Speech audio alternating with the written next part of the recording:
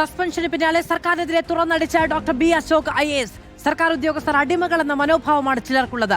KIIFB CEO KM Abraham സർക്കാരിലെ മറ്റൊരു അധികാര കേന്ദ്രമായി മാറി. മെയ് 4 കഴിയുമ്പോൾ സസ്പെൻഷൻ ഉത്തരവ് പിൻവലിക്കപ്പെടുമെന്നും ഡോക്ടർ ബി അശോക് IAS പറഞ്ഞു. സസ്പെൻഷന് പിന്നിലെ കാരണമെന്തെന്ന് ഉത്തരവിൽ വ്യക്തമല്ല. സസ്പെൻഷൻ പിൻവലിക്കണമെന്നാവശ്യപ്പെട്ട് കോടതിയെ സമീപിക്കില്ല. മുഖ്യമന്ത്രി അറിയാതെ ഉത്തരവിറങ്ങില്ല. എല്ലാ നിലയിലും പരാജയപ്പെട്ടതിലെ പ്രതികാര നടപടിയാണ് സസ്പെൻഷൻ. പോകുന്ന പോക്കിൽ ശത്രുക്കൾക്കെതിരെ വെടിയുതിർത്തു പോവുക എന്നതാണ് സർക്കാർ നിലപാടെന്നും ഡോക്ടർ ബി അശോക് IAS. നാണം കെട്ട പരാജയം ഏറ്റുവാങ്ങിയതിന്റെ ക്ഷീണം തീർക്കാനായിട്ട് ഞാൻ സാമൂഹ്യ മാധ്യമങ്ങളിൽ ഇടപെടൽ നടത്തി എന്നൊരു ഗ്രൗണ്ട് ഉണ്ടാക്കിയിട്ട് ഇന്നലെ ഉച്ചയ്ക്ക് 4 മണിയോട് കൂടിയിട്ട് എനിക്കൊരു സസ്പെൻഷൻ ഓർഡർ തരികയാണുള്ളത്. അത് അംഗീകാരമായിട്ട് കണക്കാക്കുന്നു. KM എബ്രഹാം സർക്കാരിലെ രണ്ടാമനായി മാറി.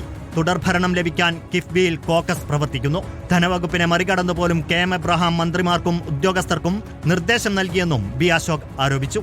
സംസ്ഥാനത്ത് തുടർഭരണം ഉറപ്പാക്കാൻ ഒരു ഉദ്യോഗസ്ഥ കോക്കസ് കഴിഞ്ഞ ഏകദേശം 6 മാസമായിട്ട് സജീവമായിട്ട് പ്രവർത്തിക്കുകയാണ്. കടമെടുത്ത കിഫ്ബി ഫണ്ടുകൾ പോലും ഉപയോഗിച്ചുകൊണ്ട് വിപുലമായിട്ടുള്ള ഒരു പബ്ലിസിറ്റി ക്യാമ്പയിൻ ഓർഗനൈസ് ചെയ്ത് അതിലേക്ക് പോവുകയാണുള്ളത്. മെയ് 4 ഈ സർക്കാർ മാറും. വിരമിച്ച IAS ഉദ്യോഗസ്ഥരെ ഇനി വരുന്ന സർക്കാർ കേഡർ സ്ഥാനങ്ങളിൽ ഇരുത്തരുതെന്നും ബി അശോക് IAS ആവശ്യപ്പെട്ടു. റിപ്പോർട്ടർ, തിരുവനന്തപുരം.